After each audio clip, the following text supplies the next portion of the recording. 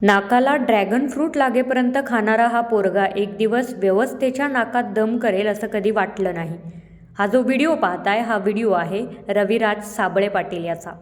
याच्या बाबतीत एक गोष्ट सांगते.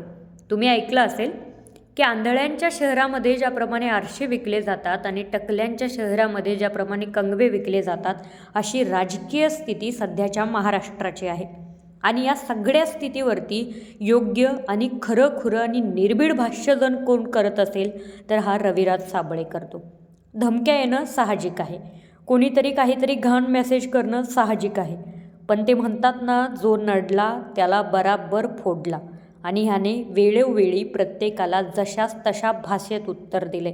ज्या वेळी आपण वाटलं की आपण एखाद्या मोठ्या नेत्यावरती बोललं नाही पाहिजेत, कारण आपण एखाद्या मोठ्या नेत्याला बोलू आणि अंगलट येईल असं आपल्याला वाटलं ना, त्या वेळेला आपल्या बाजूने आवाज उठवायचा प्रयत्न या पोरानं केला.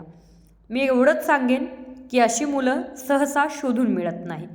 3 इडियट्स पाहिलं आहे ना तुम्ही, त्यामध्ये तो रॅन्चो पाहिला असेल, म्हणजे शेवट फुंगसुक वांगडू. खऱ्या आयुष्यातला फुंगसुक वांगडू म्हणजे सोनम वांगचुकला तर सरकारने त्याचा आवाज दाबण्याचा प्रयत्न केला, मात्र हा महाराष्ट्राला लागलेला रॅन्चो हा मात्र कधी थांबणार नाही आणि याचा आवाज बंद करणं कुणाला शक्य होणार नाही.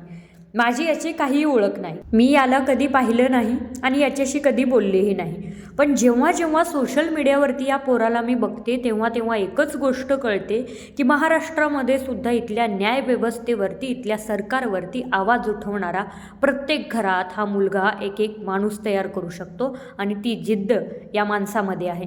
प्रत्येक घरात जर असा धाडसी निर्भीड पोरगा जन्माला आला ना, तर इथले जे मंत्री संत्री महाराष्ट्राला विकून खातात ना, अशा मंत्र्यांच्या नेत्यांच्या बुडाला आग लावायला वेळ लागणार नाही. इथल्या सरकारला पद्धतशीर घोडे लावायचं काम जर कोणी केलं असेल ना, तर ते या पोराने केलं. अनेक धमक्या आल्या, अनेक जणांचे कॉल मेसेज आले, काहींनी कंप्लेंट्स केल्या. हरला नाही, घाबरला नाही, प्रत्येकाशी नडला आणि प्रत्येक हक्काच्या गोष्टीसाठी लढला आणि लढायची एक प्रेरणा दिली. आजही लढतोय, आजही झगडतोय, प्रत्येक अन्यायाविरुद्ध आवाज उठवण्याचा प्रयत्न करतोय. या जिद्दीला, या कार्याला खरोखरच सलाम.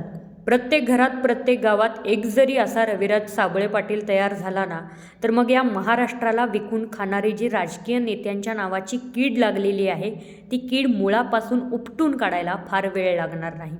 दादा, सलाम तुझ्या कार्याला.